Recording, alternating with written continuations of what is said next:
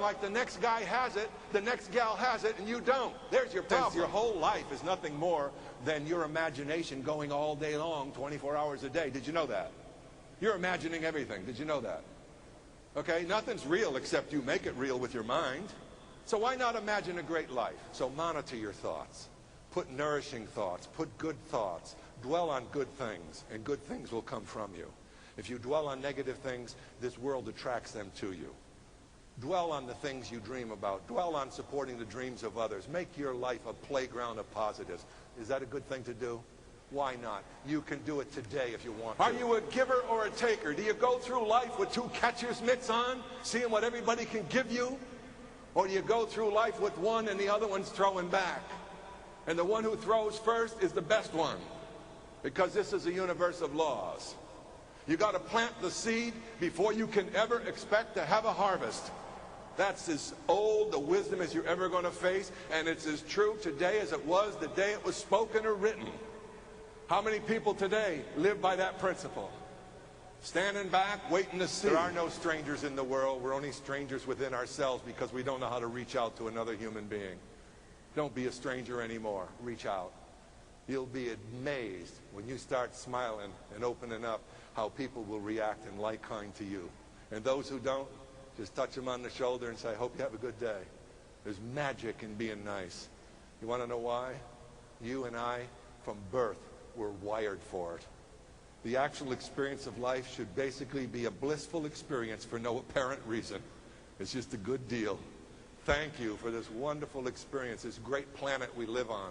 Sure, we have challenges, but if there was no rub, there'd be no saints, there'd be no scientists. We have to understand the way the game is put together. We don't need to understand it all, but I know there's a loving force behind it all. I'm convinced of that. Call it what you want, relate with it any way you feel you should. But this is not an accident. When you start understanding the unbelievable mysteries of nature and the way things flow and the things that we're discovering in science, wow, what a privilege that you and I are here to experience. But we self-deprecate, don't we? Huh? And we start thinking of how we're not like so-and-so. And we don't seem to be as smart as so-and-so. And then, you know what really gets to be fun is as you get older and you get in front of a mirror with no clothes on. How many of you can do a 360 and go, whoo, this is really some package? We don't do it, do we? We have difficulty with aging. I mean, what a joke. We ought to just be riding this thing called life right through with joy and happiness and love. That's a decision you make. There's no formula. It's a choice you were naturally made for. Your nature cries out for it. Every cell in your body celebrates when you're that way. Why do we have to be any other way? Because we're not enlightened.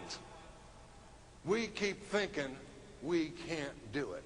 And the reason is our self-images are damaged. How do we get them? They're based upon the belief system.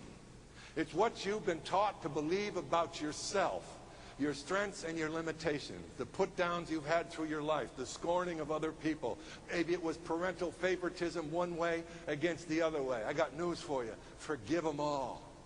You're carrying the gorilla and they're dancing.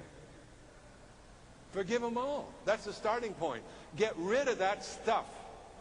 And then be courageous enough to challenge the new you that could emerge.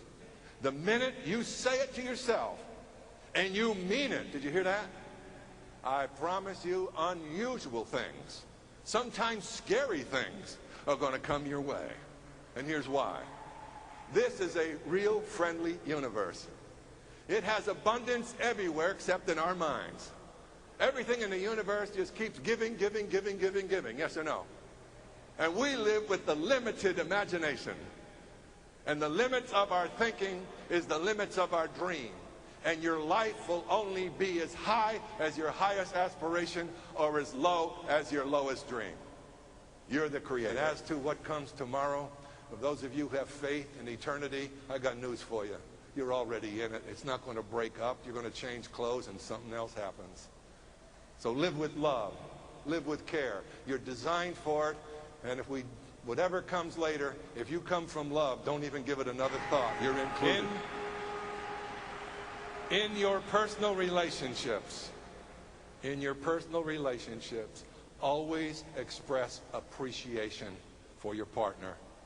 Over the years, many women would come to me and talk to me about their grief and relationship, and one of the most predominant complaints was, I no longer feel appreciated. We guys have a tendency sometimes to think we're the big shots. In my family, we have 7 daughters and 2 sons. I know where I get my nurturing from. A great lady and 7 wonderful girls and 2 sons that are there as well, supporting. You got to give if you want to get. So I want you to know, in relationship, don't look for the perfect person. Learn to love perfectly the person you have.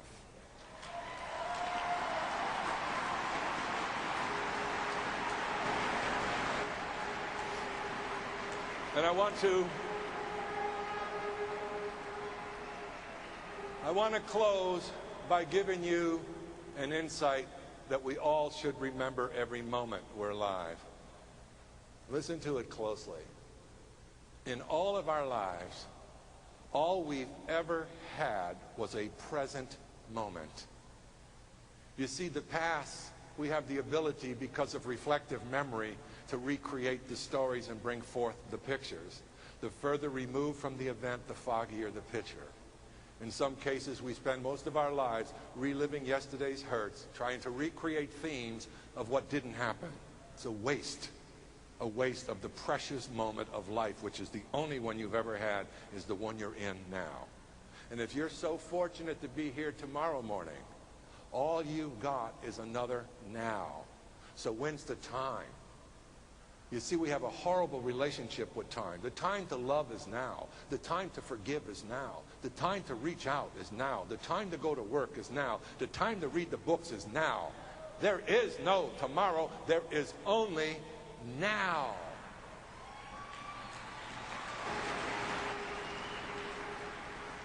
And so I close. About time. The moving finger writes, and having written moves on. Not all our piety nor wit shall bring it back to cancel half a line. Not all our tears wash out a word of it. In ourselves, not in the clamor of the crowded streets, nor the shouts and the plaudits of the throng, but in ourselves lies triumph or defeat. And so, like me, when you shall pass among our guests, star scattered in this mass, and in your joyous journey reach the spot where I have reached, turn down an empty glass. God bless you.